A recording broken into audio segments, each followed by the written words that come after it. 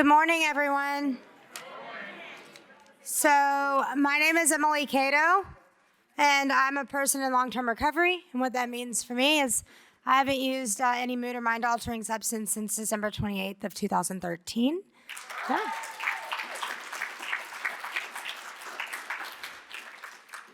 I want to welcome everyone to the 2021 Oxford House World Convention. As a reminder, masks must be worn indoors properly. That means all the way over your nose, right? Like not right here, like all the way up here. No, not like that. And not, like this, because we still have it on our faces. Lanyards and name badges are required to enter the session, so please make sure you have them on you. Silence your cell phones, please. It's really distracting for us when that rings and we are on a roll and then we're not on a roll.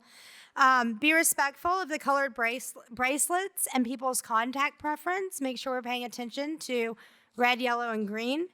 Keep your QR code on your name badge clear so we can scan you into sessions. It also helps us to remember your name. The only smoking and vaping area we have is outside, between the ballroom and the parking garage. Don't smoke near the doors, and please dispose of your butts. That means stay at least 10 feet away from the building, guys, okay? Don't forget to rate the sessions on the convention app. Tell us how awesome we are and how wonderful we did, and we'd love that. Or tell us what you would have liked to have heard so that we know what to add next year. And the AA meetings have been moved to National Harbor 3. The NA meetings have been moved to National Harbor 10, which is here, yeah. So today I have the honor of being involved in the personal finances panel. I want y'all to know that that is crazy to me. So I was released from prison July 1st of 2015, which is the day I moved into an Oxford house, and my credit score was under 500. I can remember 6 months later when I took a job as an outreach worker, I had $200 in my pocket that I had saved from my job at McDonald's. And I had a car that I had paid cash for. And that's what I could afford. And when I went to get a new car, I had to get a 20% interest rate. And but they gave me a car. And I was at staff training that year, and Lori was actually up there speaking and training on personal finances. And she said some things, and I was like, oh, I'm going to go do all of that. Like, really, her presentation helped to change the life I was on personally with my finances. I knew how to handle personal finances. I just wasn't doing it. Does that sound familiar? So I went home and I downloaded the apps she told me to download, and I started making payment arrangements with the people I needed to make payment arrangements for. And I can stand up here and tell you that I just refinanced the second home that I own. And when I pulled out that second mortgage a month ago, my credit score was 796.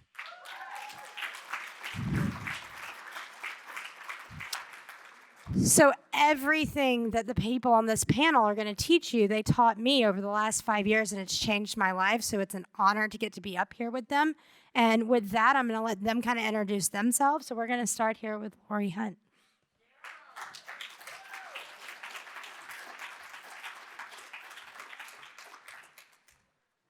Good morning, everybody. My name is Lori Hunt, and I am a person in long-term recovery, and what that means for me is that I haven't found it necessary to drink or use any substances since December 20th of 2006.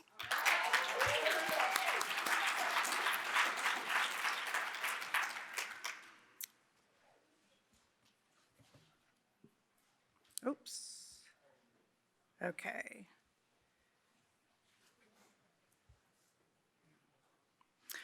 Okay, so I'm going to tell you a little bit about my background, I guess, with finances. So I grew up in a household where everything was paid for with cash.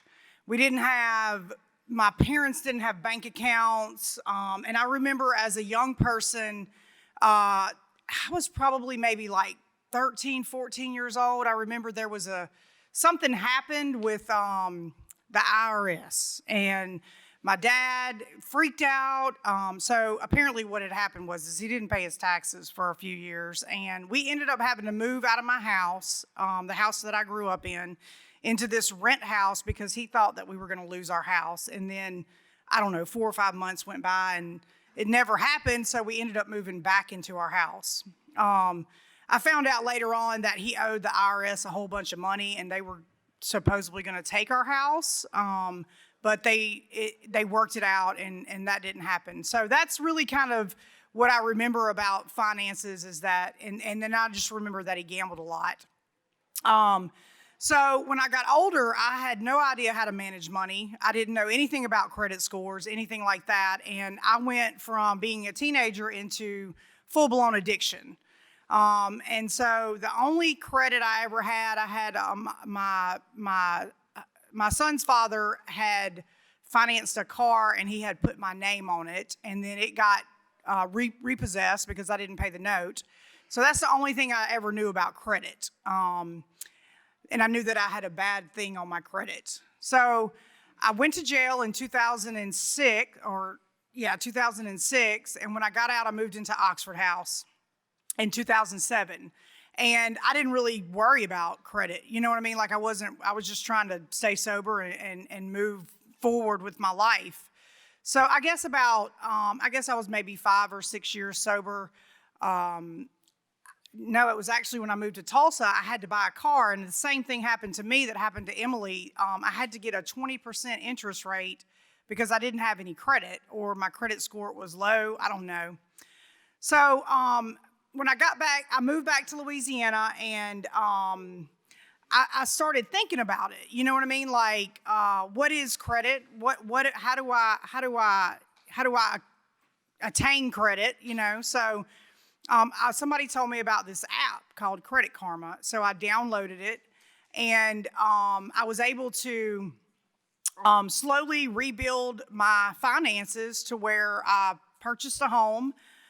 Today, my credit score is over 800. It's like an 802. And it's really just simple stuff, you know what I mean? And I'm going to go through this PowerPoint with you that I created some years back that I've been teaching. And this is just my experience, what I did to rebuild my credit today. I pretty much can buy anything that I want within the means of my income. I don't have to worry about, you know, if like I went and bought a car the other day, just outright bought a car. You know what I mean? Like, because my car broke.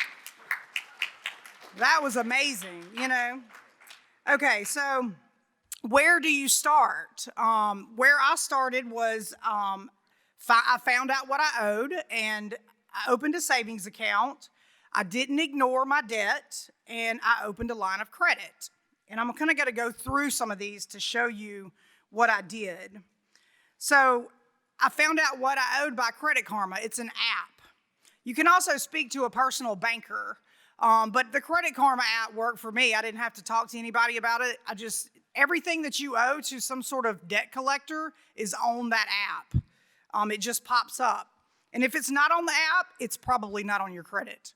So if there's something that's passed and you're like, I know I owe this, but it's not showing up on the app, then it probably got wrote off and it kicked off your credit. So this is what the app looks like. Pretty simple. So this was last year. This was my credit score, 799. It was up over 802, and I think that it went back down because I charged something on one of my credit cards. But credit goes up and down. You can fix it very quickly. So if you start paying, say you got a $300 bill that's in collections, you can call these collection agencies, and they usually will settle with you. I know Christine Stacy, she had it was like a $4,000 or $6,000 bill, and they settled with her for $1,500. And she was able to save up the money and pay it outright, and it come off of her credit. So call these these debt collectors and see what you can settle with them, because they buy it from other people. So your target areas, you want to look at your past debt. Probation fees is a big deal for us. Child support's a big deal. Student loans, that's always a problem, for most people. And medical bills. So paying off past debt. Don't get overwhelmed. You will get to it. You will pay it off. It just takes time, And we like that instant gratification. We want things to be fixed now. but we have to learn patience and to, be easy on ourselves and discipline ourselves to pay off these things little bit by little bit. Set up payment plans, like I was saying. People will settle with you. They will set up payment plans with you, and as soon as you pay it off, they'll take it off of your credit. Your credit score will increase as you pay things off, and paying off these debts will increase your self-worth. I know that whenever I started paying off, because I had a bunch of little stuff like medical bills and I don't know, some stupid little loan that I took out way back, and like my credit score would go up like 20 points and I would get so excited. It was just an exciting thing. I'm like, oh my God. So child support, student loans, these things, they do appear on your credit, unfortunately. You can call to see about getting the lowest payment possible, especially with like child support. Student loans as well, but you always want to make sure that you are they're reevaluating your income so that you have the right income that's to be paid for stuff like that. You need to talk to the proper authorities or officials for reductions, and don't get overwhelmed. You will get it paid off. Medical bills. Pay your medical bills. They do appear on your credit report. You can set up a payment plan with accounts receivable. So some of employers offer like flexible spending accounts. I don't know if you all know what that is. I know Oxford House offers it, and what it is that you pay in a little bit of money to this account, and it's tax free, and then you can use it for medical expenses throughout the year. And big deal, this is probably the most important thing. Do not throw the medical bills in the trash. So that was one of my big things. If I get a medical bill, go straight to garbage, like straight to trash. Oh, I ain't paying that, So that right there is how my credit got so bad, because I would just throw all that in the garbage. Today, I pay my medical bills. I pay them. I set up the minimum amount payment with the hospital or whatever it is. And if you have an issue, don't go to the emergency room, because that is a very expensive bill. If it's something that, you have the sniffles or, you have some ongoing headache, make sure that you try to gather up the money and go to an urgent care, because you just pay the one fee and you're done. But if you go to the emergency room, you're paying like 6 different entities. You're paying, let's say they do an x-ray. You got to pay the x-ray tech. You got to pay the lab. You got to pay the hospital. And then you got to pay the doctor. So it gets really, really expensive if you just go into the ER every time, you don't feel good. All right, probation fees and restitution. Keep your payments up to date. Always keep the lines of communication open with the proper authorities. Please do not ignore your probation officer. If getting extra money from a tax return or settlement, pay it off. Like I had some big fines. I got it was like $1,200 in taxes. I hated to do it. Like it took everything in me and broke my little heart, but I paid it off all in one lump sum. If fees are not paid, they may not let you off of probation or parole. That's a big deal too, So it's best just to keep them up to date. Don't let them get behind. If they are behind, try to get with the people, your PO or whatever to set up, the proper payment plan. Opening a line of credit. So secured credit card is the way to go if you don't have any credit. You give them $300, they give you a $300 line of credit. After about a year, they give you your $300 back if you pay it off and you're responsible with it. That's how I started with credit because credit cards, they're the easiest way to get credit is a credit card. And you usually, to maintain and keep credit, you have to have a credit card open. These are really important things. Do not max out the credit card. That's not what they're meant for. So really, the only thing a credit card is meant for is for you to have credit. It's best not to even use it, but maybe like once a year so that you're using the card, and keep it under a 10%. So if you have $300, a $300 limit, do not charge over $30 on the credit card. and then pay it off before you get interest payment. So after the first month, you're going to have to pay interest on that $30.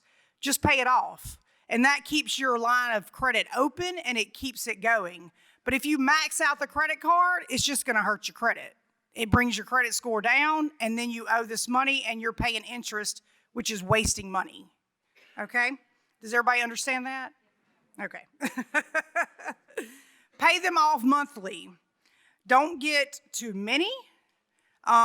You know, when you go into, like, let's say Home Depot, every time I go into Home Depot, they ask me, would you like to apply for a Home Depot card today for 15% off? Absolutely not. You do not want to apply for a Home Depot card for 15% off because it dings your credit. So every time you run your credit for a credit card, it dings your credit, which brings your credit score down. So, and there are no interest. If you pay your credit card off monthly, there's usually no interest on it. So you don't accrue interest if you just continue to pay it, like if you charge something on it. Sometimes I use mine for hotel rooms when I go out of town, and I just pay it off as soon as I get my expense check back. And it helps, you know, maintain and build my credit. So this is a big deal. Live within your means. We are not rich. I don't know if y'all are rich, but I'm not rich. So I try to live with or below my means. Make sure you can afford what you are purchasing. Pay yourself first. You know, Leanne Tyler taught me this a long time ago, and I always remembered it. Open up your 401ks if you have them with your work. Use your flexible spending accounts if you have them with your work. Or just open up a plain old savings account. I was very fortunate I paid off I had a 2014 Camry. I paid it off early. And what I did was I continued to put my car note into my bank account, into my savings account every month for 7 years. And when I went and bought that new car the other day, I walked in and I bought a 2021 Camry and I paid cash for it. And that's a great feeling. You know what I mean? Like, to be able to do that. You know what I mean? Like, I've never been able to do anything like that in my life, you know? So it's important that you pay yourself first, and you always make sure that you have what you need to take care of yourself in the future. I'm always looking into the future with my money, you know? So shop smart. I don't buy really expensive clothes. I shop they have like Dillard's clearance store in Louisiana, and I go in there and they have everything on discount. I shop at Ross a lot. All my clothes I got on today come from Ross. I don't buy a lot of name brand clothes for the outright price that they charge in you know, high-end stores. Buy economical gas-efficient vehicles. I chose the Toyota Camry because it is probably the best car on the market. It lasts forever, and I got 300,000 miles out of my other Toyota, so hopefully I'll get the same out of this one. And this is a big deal. Do not pay your roommate's EES. And I know you love him or her, but do not pay their EES. It's not just that. Like, you got to take care of you, you know.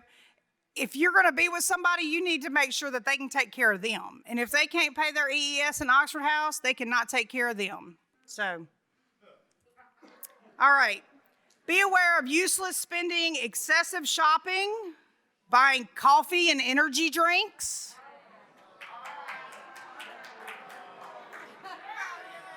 How much money do you spend on energy drinks every day, or the Frappuccino from Starbucks? It's a lot of money. Think about it. Gambling, you're just wasting your money. You're sticking your money into a machine and you don't ever get it back.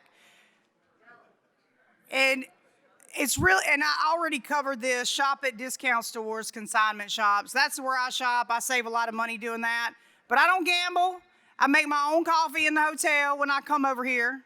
Like, I know it don't taste as good, but, you know, you can get creative. Become your own barista.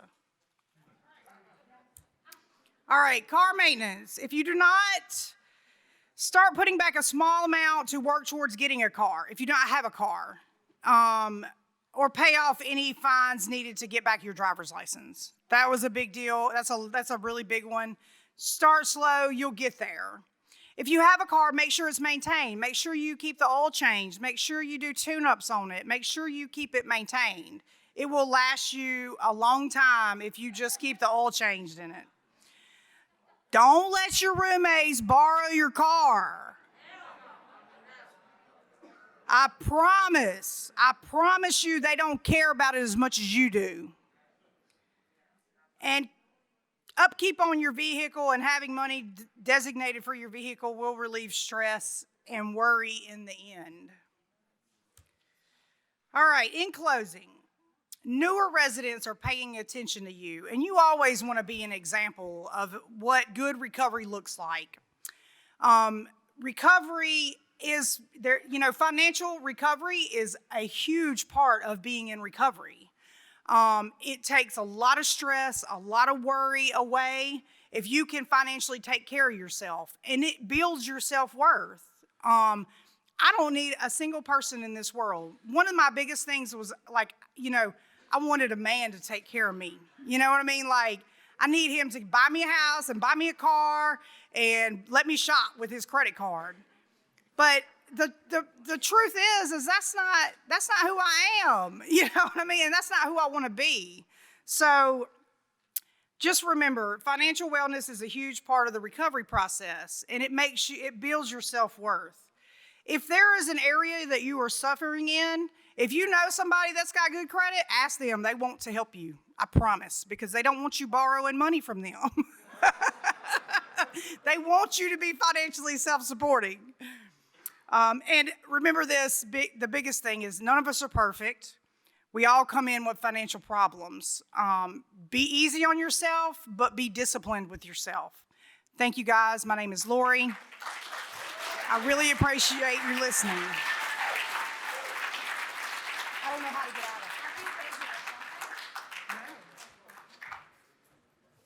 it. Oh, there you go. All right. I don't know how to go to the next one. You know what's really cool is Lori posted her new Camry, and I was like, we're twinsies because I have the exact same model, the exact same color, just 2 years newer. So there is something to be said about a Camry.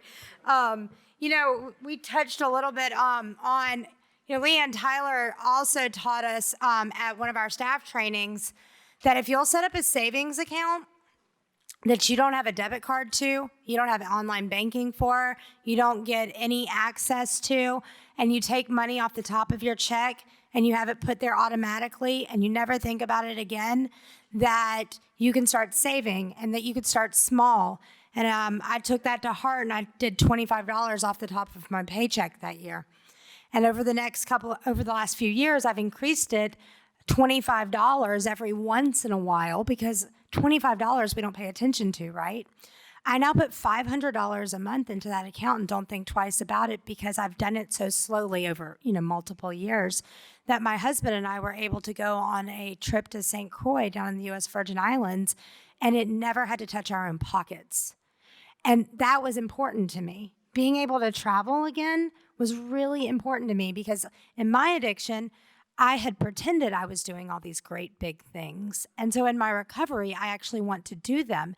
And so I teach anyone that I can, like, put $25 of each paycheck, or mine's bi-monthly, so it's twice a month, away, and then slowly increase it when you don't even notice it's gone. And before you know it, you're sitting on an account with a comma in it. And commas are important, right? Yeah, that comma is really important. So the next speaker that's going to come up is Ricky Mogul, and I'm going to let him introduce himself too.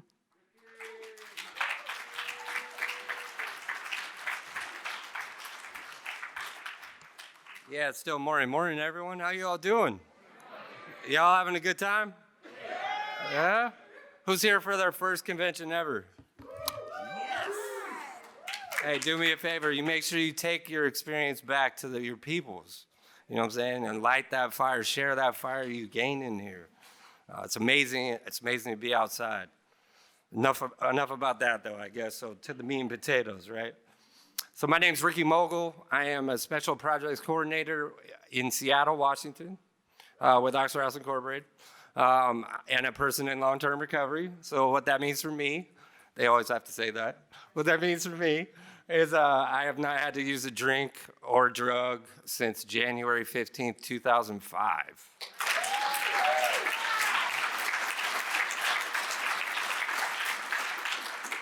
Yeah, so, my story, I'm just gonna tell a little bit about my story. I didn't put together a PowerPoint. I got some crazy, wonderful people on this panel with me. They got a lot of great info and great PowerPoints. I got to cheat and read them before y'all, so I'm just gonna tell my story, a little bit of my story. So when I got clean and moved into my first Oxford house, I was pretty much a wreck. I mean, I thought I was big pimping, but I was pretty much a wreck, Debt up to my ears. I mean, it was a reality check. I'm sure a lot of you can relate, right? It was a reality check to exactly what every day was another reality check to the wreckage that I had created over the last 13 years of active addiction. My credit, what's credit, right? Like my driver's license, I lost that before I ever even had it. You know what I'm saying? So, I never had a credit card, but still had 35 grand sitting in collections at one collections, right? Spread across a 5-county range, right? Different collection agencies. At the dollar store, had a credit card. They would have denied me, you know what I'm saying? Even for a secured one. Couldn't rent a campsite without a cosigner. Several evictions, terminations of tenancies, every day reality check.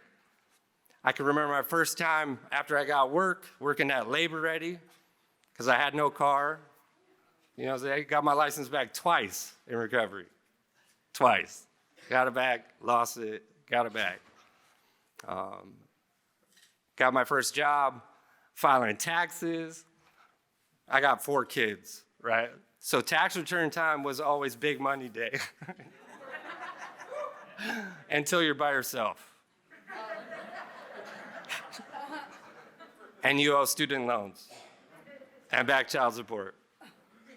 I didn't receive a tax return for the first 6 years of my recovery. But on year number 7, I got part of one, and my student loans were paid off. And my back child support was paid off. You know what I mean?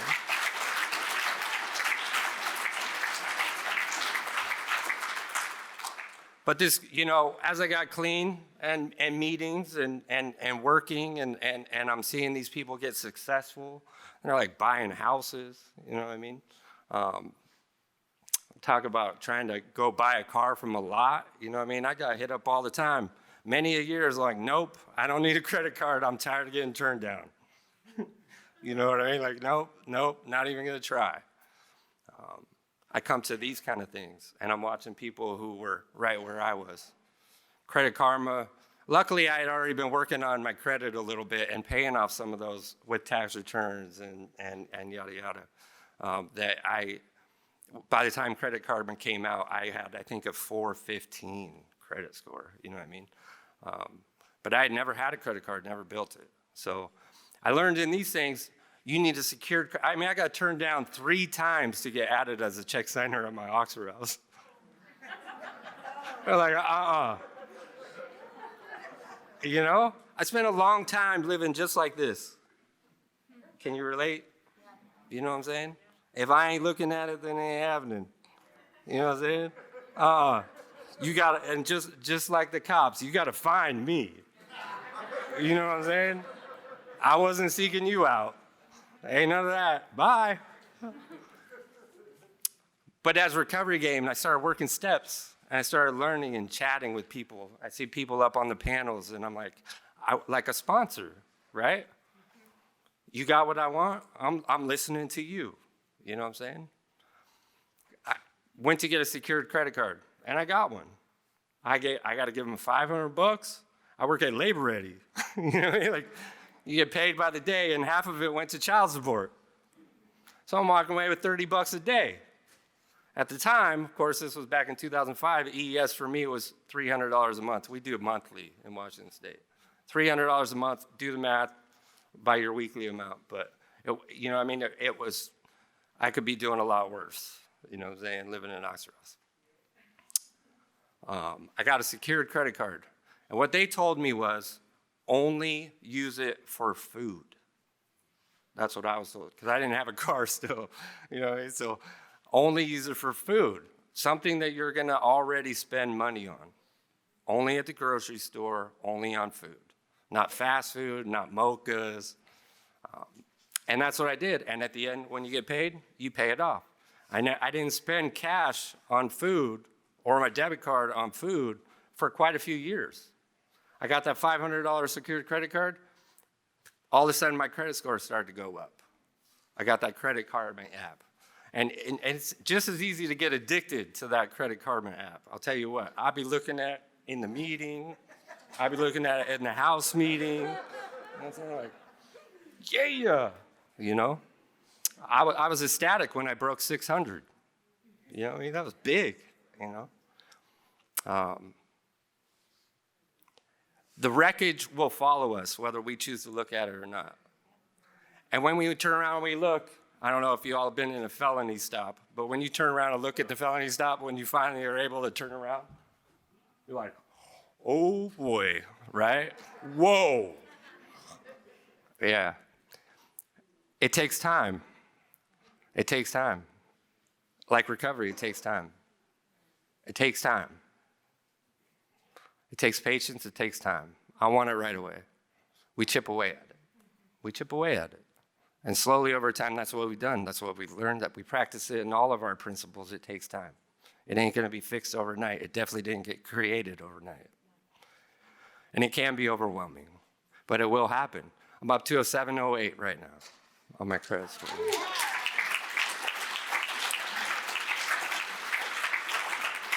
And I wish I could say that was all to my own doing, but it absolutely is not, which is another one I want to put on the table to make sure that I share with you guys.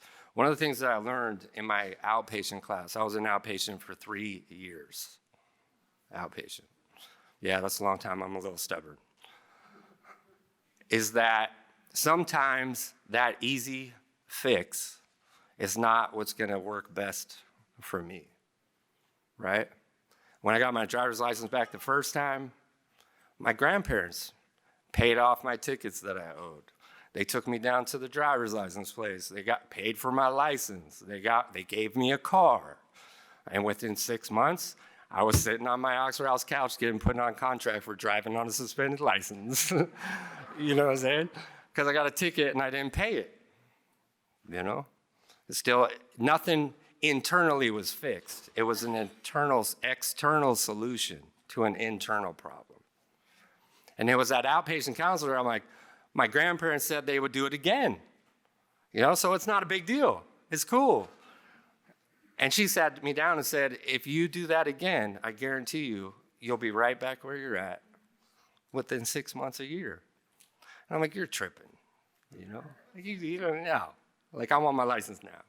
She said, why don't you try something a little different and you do it yourself? You do the work yourself, all by yourself. Don't take any handouts, not from family, not from friends.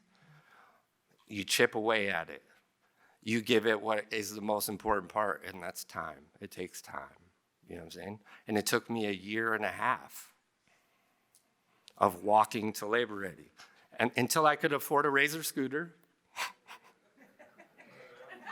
5:30 in the morning, bags on, steel-toe boots. Every day, hoping I'm gonna get work, you know what I mean? Walking away with that half a paycheck, day's pay, and put some aside. Pay my EES, get my cigarettes, you know what I mean? Get to the essential needs, right? And eventually it will happen. It took me 1.5 years, and I haven't lost it again since. You know what I'm saying? So I can't argue with the logic, personally. But I put in the footwork, as miserable as it was. And at the risk of my housing, because I couldn't drive without a license anymore, or I was going to be homeless too, without a car to live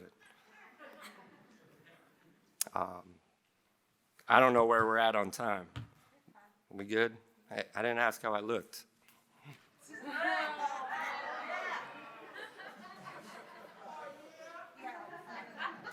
5 minutes? So you can do it. It can be done. I hope to be where Lori's sitting there. I'm gonna buy a house. Right now, which is kind of crazy, is the decision I'm trying to figure out is if I rent a house, is it gonna be for me to live in or is it gonna be for y'all to live in?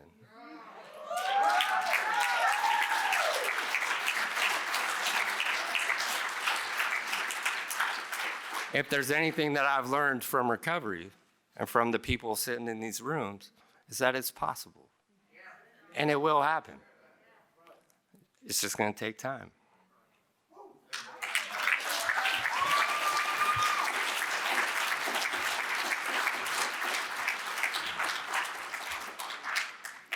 You know, we talk about financial well-being, but let's talk about like emotional well-being when it comes to our finances. We're all sitting up here and like the people on this panel are telling you like there's some time involved, right? So all of us have told you like we've got multiple years in recovery. There's a reason that it takes that long. But even, 7 years in, right? And I have good credit. I own property. I own my car. Like life is pretty good, right? I went to take out that loan the other day and my heart still skips a beat. Like, what if they say no? Now my head says, duh, they're gonna say yes. But my heart and that idea like I'm not worthy still comes into play. And if it was not for me having someone that helps me, and it's not my sponsor, because that's not her role right now. It's a sponsor who has some financial well-being. It's someone that I trust. It happens to be my mother, who is very, very good with money that I can call, and she can talk me through it.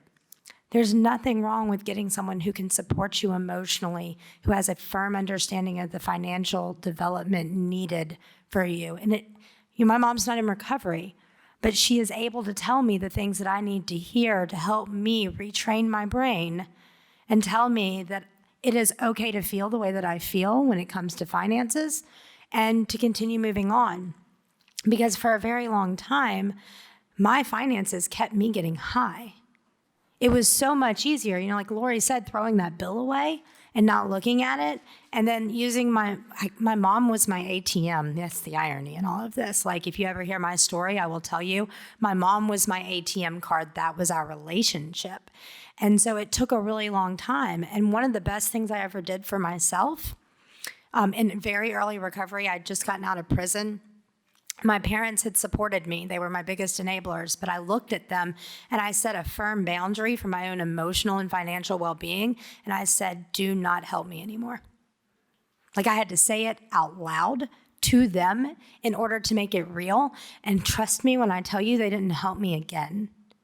Like there was not another thing that they came and stepped in, but it took deciding that my emotional well-being for my finances had to become a priority. And it's hard and it sucks sometimes.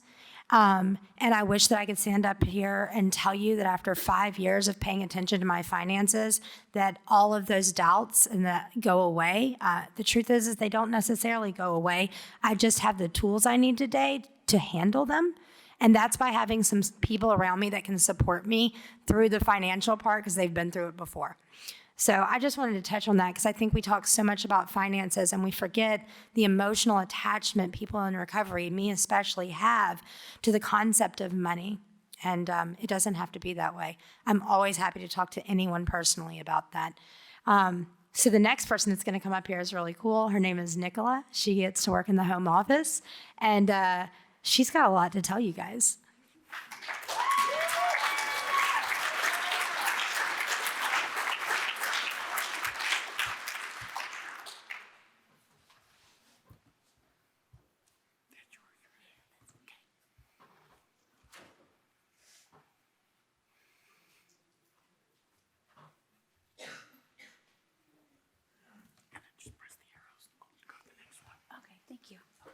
Hey guys, I'm Nicola Bartow Davis. I'm a person in long-term recovery. I've been in recovery since April 18th, 2012. Yeah.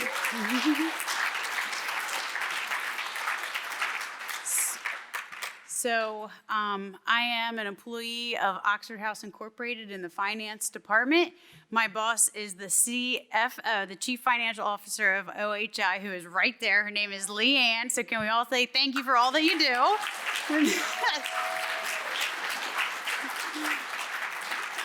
She probably hated that I just did that too, by the way. So I'm from Maryland. I'm from about 2 hours north of here, but this is my home state. And I'm an alumni of Oxford House Valorian in Newark, Delaware. Is anybody from Delaware in here? Okay, hi. Yep, so I'm an alumni from 2013. So let's see, there's a couple things I wanted to touch on. So one thing I wanted to say was Oxford House saved my life 2 times, and one was when I moved in the first place, and the second was when I got the job here. And those are all stories for another time, but Oxford House has saved my life. But before I worked here for Oxford House, I worked for another nonprofit in Cecil County, Maryland, called Voices of Hope. And what they did was they were peer-based and they were harm reduction centered.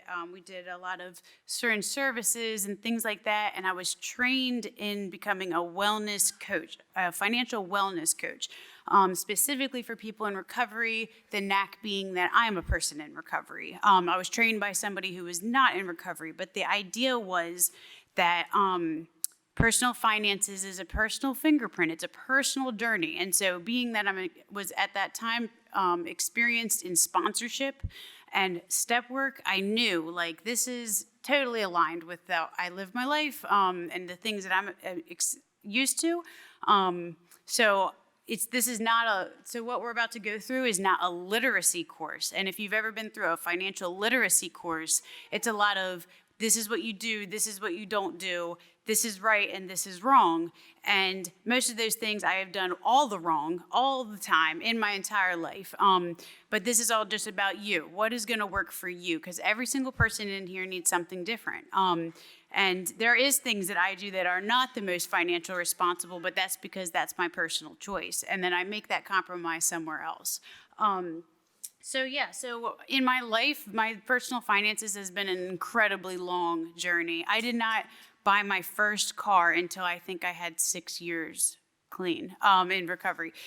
So it was a long journey. I spent a lot of years on food stamps in recovery. I spent a lot of years just doing construction, actually. I was in school, and at the time I couldn't afford school and I couldn't afford to live while in school, but that was my personal choice because I was determined to get a degree and I wanted to get off the rat race. So like I wanted to get a degree, I wanted to get educated, and it was hard to live like that. I was on WIC, I had a baby, I lived in poverty, and it all paid off for me personally. That was my choice.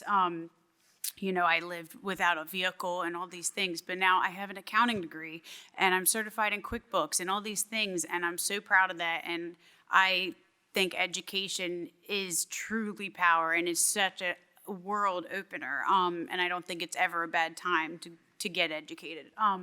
So I just want to share that today, I live in a beautiful home.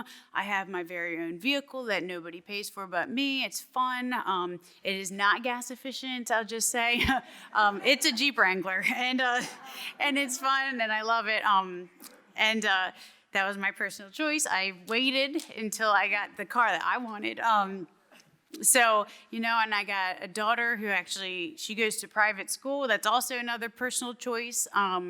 And, a financial literacy person might look at that and say, you shouldn't do that, but you know what, that's my choice, that's my kid, this is my money, and I do it how I need to, and I make the sacrifices elsewhere where I need to.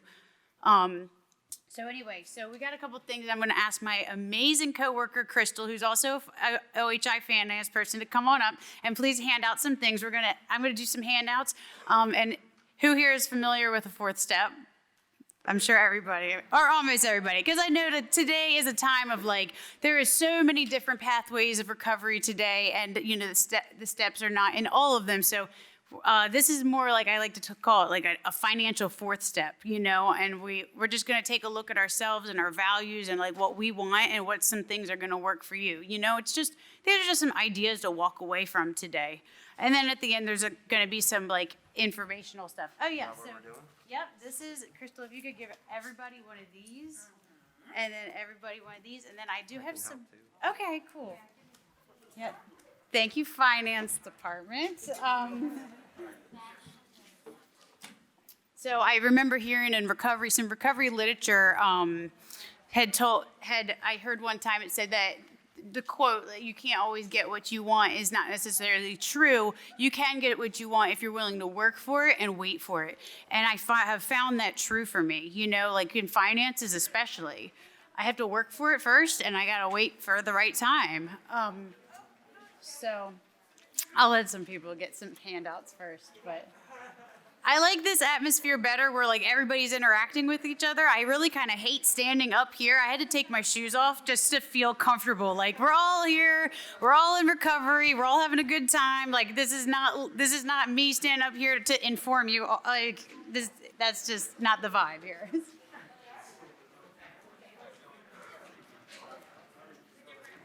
Okay. All right, I'm going to start rolling through the PowerPoint a little bit so we have time for questions and answers at the end. Just a little bit. Should I let them get all handouts first?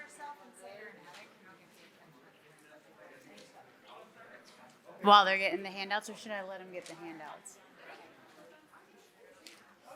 What do you think as far as time?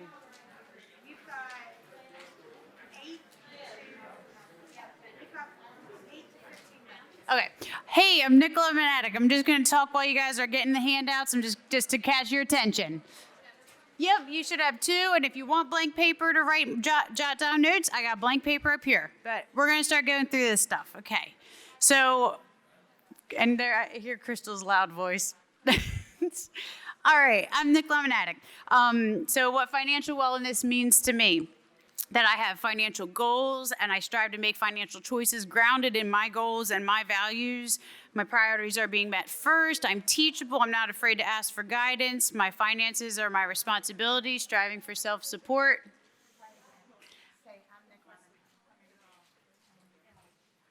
Hey, guys. Whoops.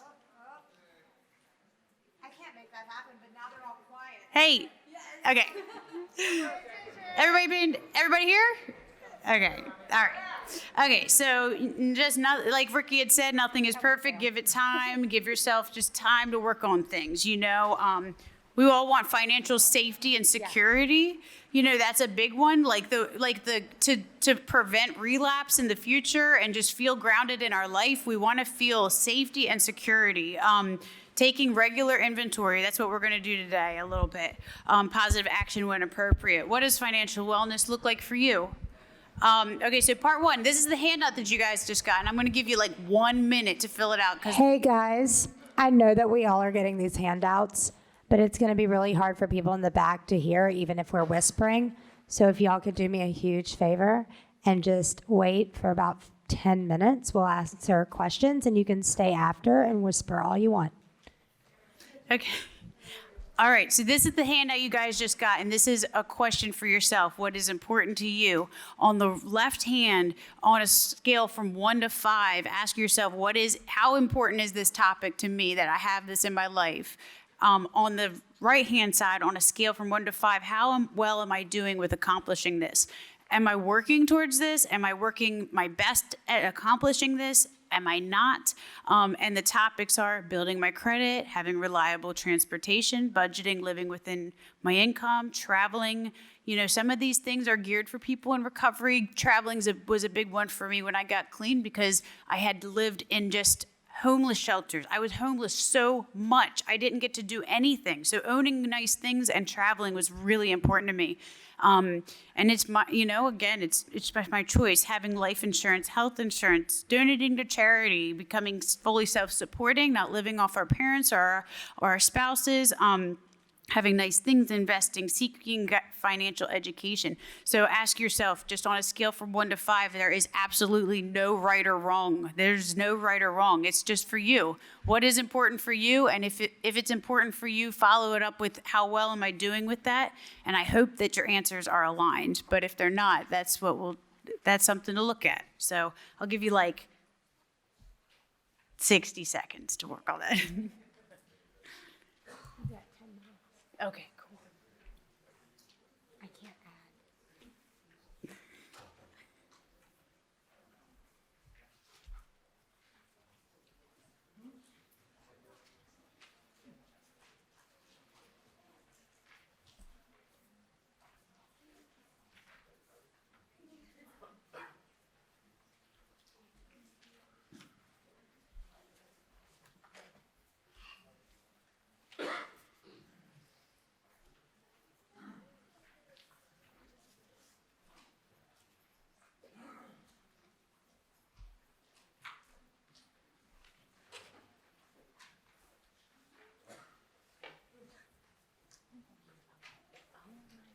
Okay, guys, just because of time, I'm going to keep it moving. And you keep those for yourself. There's more handouts if you want to ask yourself that question later. The next thing is, and you got this handout too, it's just what do you want your life to look like in 5 years from now? Jot down some things.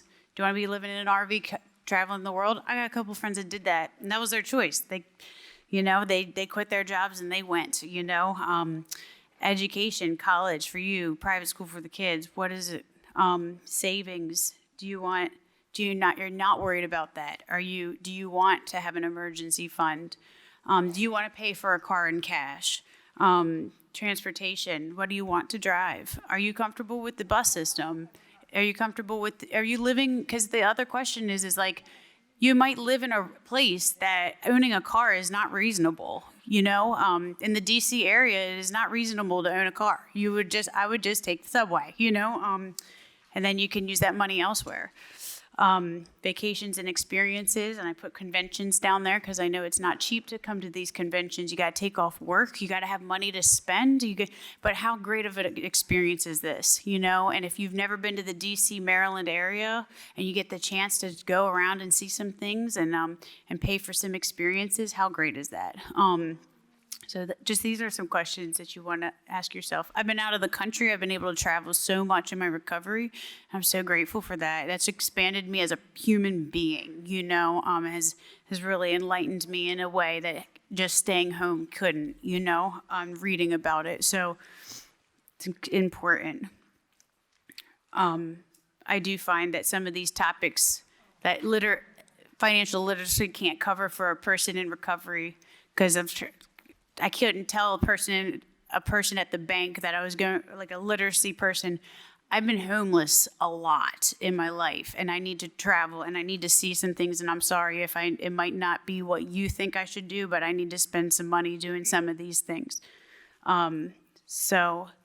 So now let's talk about some basic exercises. So the first and foremost thing that you should do is absolutely just write everything down. Every transaction that you have, organize it however you want to. There are so many ways to do it. One thing that I have found that works for me is I keep a color-coded calendar of everything because I have a visual. Here's the colors of the income, here's the colors of the expenditures, and then I can see it. I can just see it, and I know how much needs to be where or when. And how much I have to move around to where I want it. And I know people who just jot it down on a pen and paper. I know people who use beautiful Excel sheets. I actually also have an Excel sheet. But there's all kinds of ways to do that. And there's all kinds. I didn't even jot down the things because the templates, if you Google it, the templates are endless.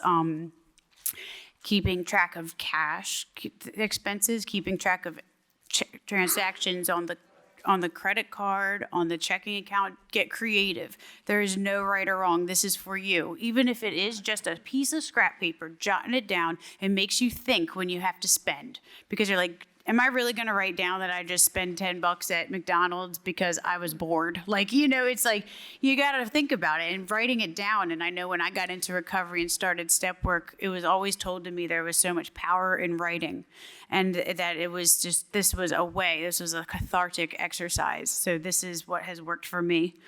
So I just wanted to say, just get creative. This is for you. Nobody's testing you or looking at it. Yeah, so just think about it. How would you want your data to be organized? What do you think would look good for you? Do you need a graph? Sometimes for me, I want a graph. I want to take my Excel sheet, and I just want to see how much I spent on what categories in that past month. And that's easy to do if you're savvy in the Excel spreadsheet world.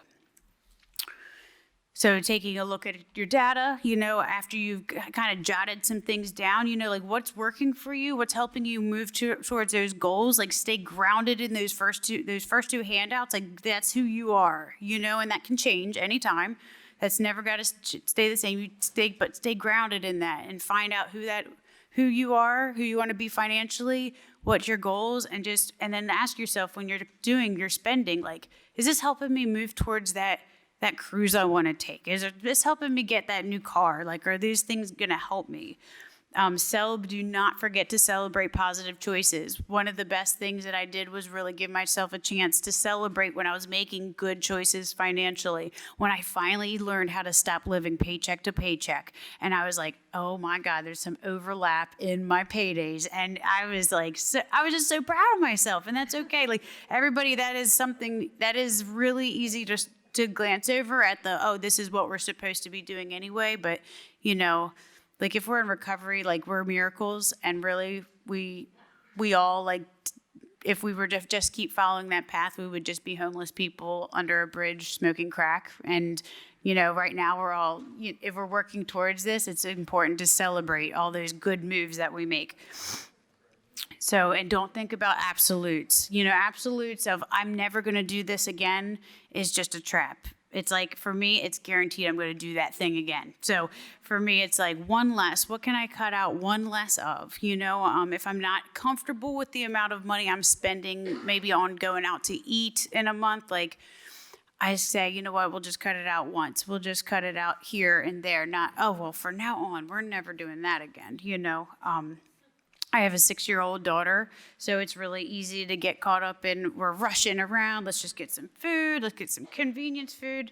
Not only, I know Lori had touched on that, not only is that really expensive, but it's really terrible for the environment too, because there's a lot of plastic involved in that. Just wanted to throw that out there. Okay, so before we go to the next thing, this was an idea that was passed on to me from a financial coach, and the financial coach who trains me, and that was talking about fixed and flexible expenses, and so like some of the things, and you guys can shout it out if you want. Like, what are some fixed expenses in your life? Like, what are some things that you absolutely have fixed in your life? Fixed expenses. Yeah, EES. All right, yep. Cell phone, okay. Child support, yep, okay. Probation fees. Oh, okay. So what are some flexible ones? Flexible expenses? No, okay. Okay, so I just got the 2-minute warning, so we're going to jet through this. So fixed and flexible expenses. Think about it as nothing is flexible. Absolutely nothing is flexible from now on. Let's think about that. Like, for now, every single thing that you have, you budget for. It's a goal. Nobody is perfect at this. But to say, I have this much money every month to spend on, if I'm budgeting and I have this much money to spend on food, that is no longer going to control me. I am going to control that. That is fixed. Everything is fixed. It's just an idea and a goal to strive towards, and we're going to jet through the rest.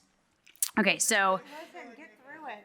2 minutes? 15 minutes till it's over. Oh, okay. Alrighty. So, so where to save? So this seems to be important to most. I don't like to insert my will or insert my ideas on anybody like a financial literacy person, but this just tends to be something that people are do value saving, and that is, so these are some places to start. One of the best things, if you are an employee here and you want to save, you better be putting your money into the 401k program, because it is free money, literally.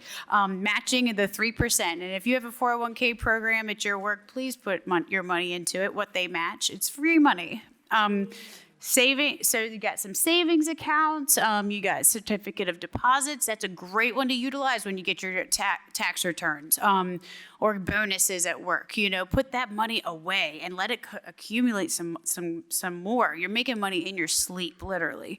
Your 401k programs, and my husband, he's totally opposite of me, and he just needs the cash in hand, and it drives me crazy because it's not making interest, but he's just that person. He needs it all the cash in the hand, and he likes the change. He likes it all to see it. And you know what? That's all right, because I spent a long time trying to make him do what I thought he was supposed to be doing, but he does way better when he's just doing it himself. So that's what he likes, and that's what works for him. And he's been able to save a lot of money that way.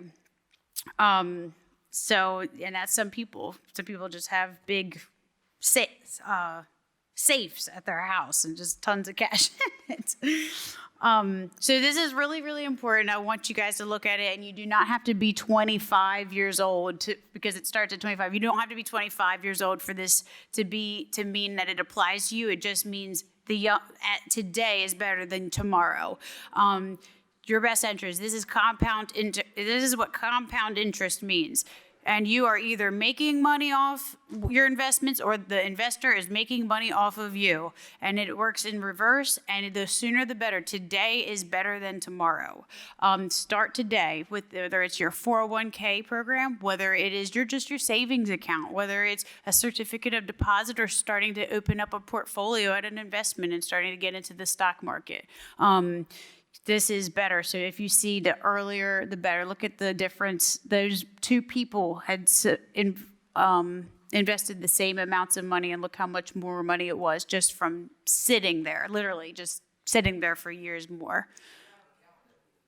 Oh, I'm sure this was probably just this is just a general, just an investment. So this could have probably been, I would assume, probably a 401k, or a retirement fund, something like that. An IRA. Yeah. So it's just from starting at 25. I personally did not start at 25. I was still in school and broke and collecting food stamps. But I can say I started later, sooner than later, as soon as I could.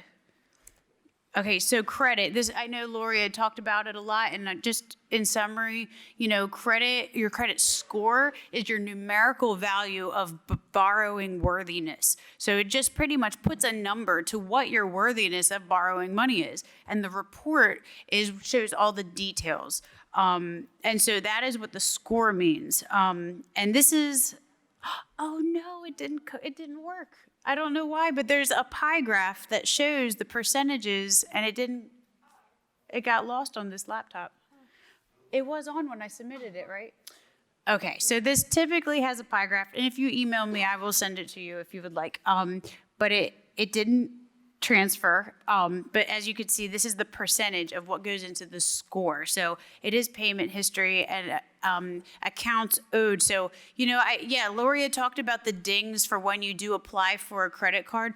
But one of the positives, if you are somebody who wants to do that, to apply, the positive to that is later that you have available credit. So it does affect you for 2 years. So if you will get that ding for applying for new credit, and you'll get affected for 2 years for something on your hard inquiry. But if you wait, then you'll have all that available credit, and it actually increases, it opens up your credit amount of availability. So it can actually be a good thing to have different things.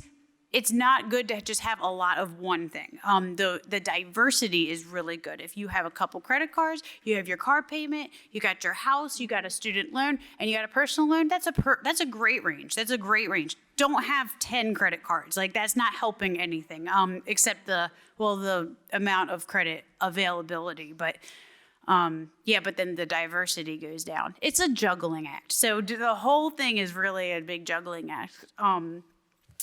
So but yeah, and like the more you get familiarized with your personal finances and getting personal with your personal finances and not get caught up in what you should or should not do and just get into what works for you, that's going to be what's best. Make it very personal to you. So these are my final comments. I just want to say, I just wrote down an organization that helps nationally. It's called Green Path Financial Wellness. They do debt consolidation. They will sit and talk with you. There is an annualcreditreport.com is a government website, and it gives you your credit reports once a year for free. And I did not put that on there, but I did put my email down there if anybody wants to email me about that. And with Green Path Wellness, they will print off your credit report once a year, your big ones, your 3 big ones. And you send it to them, and they will evaluate the whole dang thing with you. And you will go through it, and they will help you. And they will talk with you about what you need to do and working towards your goals, and they do it in a non-judgmental way. And the first thing they'll tell you is to write it all down. They'll say, start writing it all down, and we're going to work on a budget. But yeah, they do. And their debt consolidation is very low cost, because it is a nonprofit that their mission is to help people with their finances. And I just want to say that the best thing I ever did was to call help for help. I am a trained financial coach. I have a degree in accounting. I work in a finance department, and I still go for help because there is nothing ever wrong with peer support. Peer support is everything. And I think if you live in an Oxford house, you probably know that. So yeah, peer support is everything with this stuff. Nobody ever has to do anything alone. And I'm in good shape, and I still like peer support, just to have it, just to talk with people that are on the same journey with me, bounce ideas off. What do you think about this? I really value that. That's gotten me really far. So that is my name, Nicola Bartow Davis. And you can email me and for additional peer support, and feel free to ask for any of the information that I just had up on here. It's been really fun to be up here. You guys were a great crowd and attentive and interactive, and it was nice. I feel like this went a little fast, but I went through this a little fast, but I was also glad to be last so I could hear everybody. And I just want to say one last thing, and it's a real last thing. Who is excited to hear Lori speak tonight at the banquet?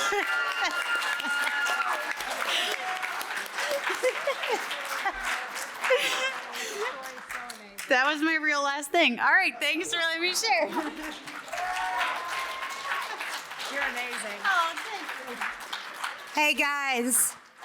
I'd love it if y'all stay and hear some of the questions instead of Max exiting the room. It would be fantastic. I do want to say this. Y'all were asking a little bit about the aggressiveness of the potential 401k that Nicola put up there. My dad is an accountant, and he teaches me a lot. And what he told me was your money will double every 10 years. So if you put $10,000 in right now, in 10 years you'll have 20, and then 10 years later you'll have 40, and then 10 years later you have 80, and that's without touching it and adding more to it. So it doesn't necessarily mean that was super aggressive. It just means they didn't touch it.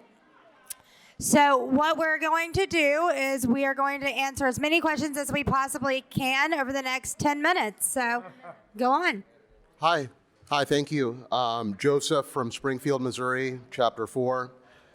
Every single breakout that I've been to has had super valuable information. I would love to be able to share it with my house and my chapter. Is it going to be available online? I noticed that there's cameras in every one. I think it'll be on YouTube.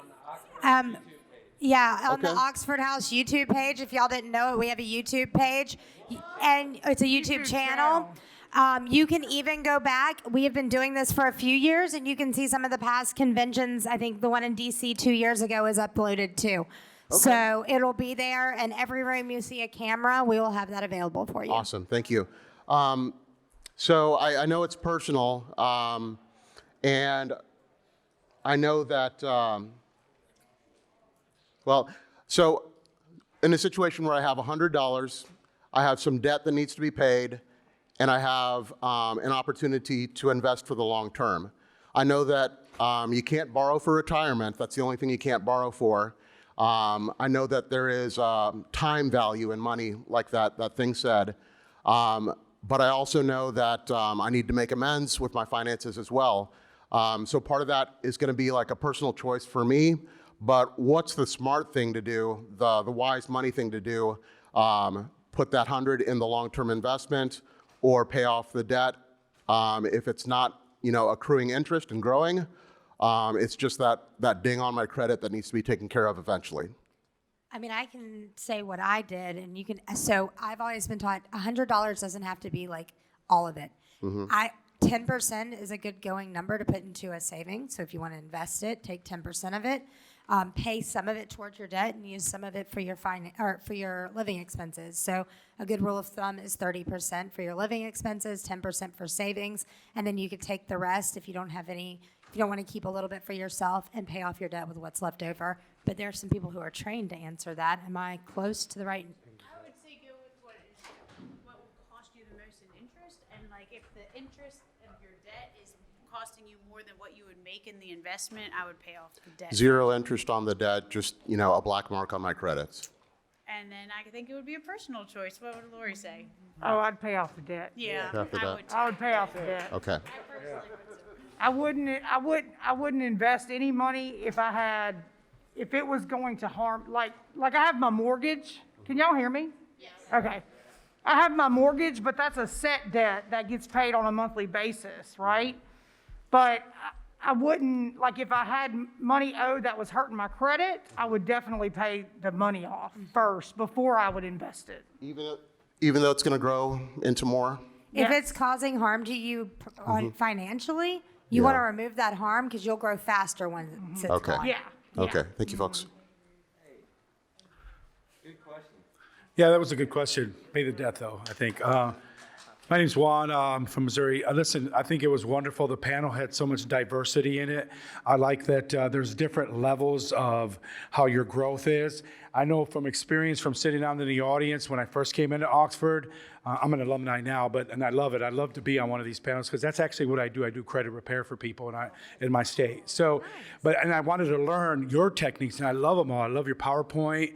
I love what you had to say for like yours at the end. I love it because it's more advanced. You know what I mean? So I'm in a point in my life where I'm actually more advanced. So a lot of that resonated with me. But I really like Ricky because that kind of kept it real for newcomers in here. Like it was a struggle, you know what I mean?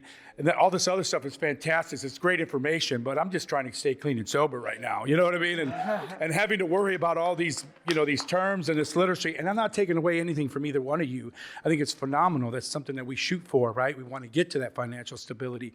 And as well as what you had mentioned about what you were saying. So the only thing I wanted to say was, I know that somebody said Credit Karma. I think it was you.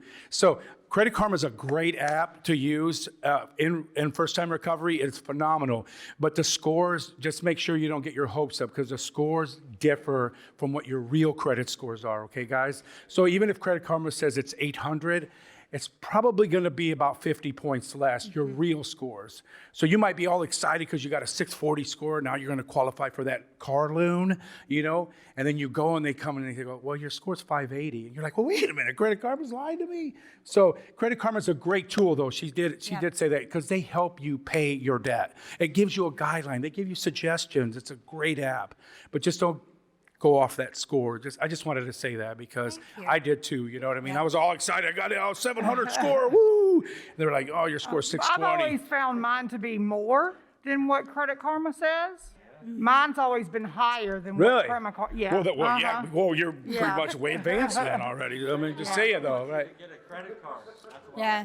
What's I that? use credit. They want you to get a credit card. Hey, and I like what somebody else said real quick, and I'll shut up with this, is don't, because a lot of places are going to give you credit when your credit starts getting good. Oh, you can get 10 grand. Here, you can have 12 grand. You can have 15 grand, right? Yeah. Don't do it. Don't do Yeah. it. You know what I mean? Try to limit that. I like what she said, 5 trade lines, a couple credit cards, Thank car loan, you. house loan. But anyway, you guys did a fantastic job. I Thank think you your so diversity much. was So awesome. much. All Very right. nice. Let's try and get one more question in with our next 30 seconds. Hi guys, I'm Marcus. I'm from Chapter 4 in Florida.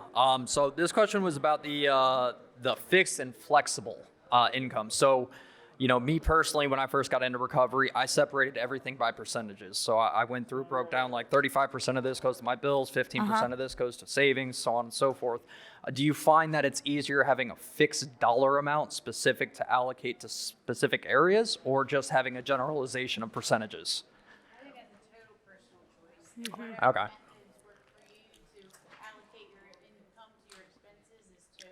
Okay. Awesome. Awesome. Thank you, guys. You're welcome. You've got 10 seconds. My name's Ashley. Hi. I just have a question of being that, would you recommend people like, that's new to Oxford House, newly recovery, would you recommend paying your EES fully at the beginning of the month? Or would you is it better to say over the 4 weeks or whatever? Would you recommend, and then, I like how Nicola is saying that that's a personal. That is a personal choice, yeah. It really depends on where you're at and what you're comfortable with. And if you're ready to start paying up front at the beginning of the month, by all means do that, because the goal of Oxford House is to get you to a point where that is the norm. So if that's where you're at, embrace it. But if it's not, don't feel like you have to be there. Also, I think that it really depends on how much, like, how do you trust yourself with the money? I don't, I give it to one of my roommates. It's helping me save money. She's Because helping if me you save. don't trust yourself with the money, then you probably need to pay it up front and don't give it to your roommate. Yeah, don't give it to your roommate. No. Okay. Everyone up here on the panel is easy to find. If you have more questions, we're all walking around. I've uploaded my profile with my personal information into the Crowd Compass app. I'm sure they have as well if you want to get in touch with us personally to ask us some questions. Thank you guys for being attentive.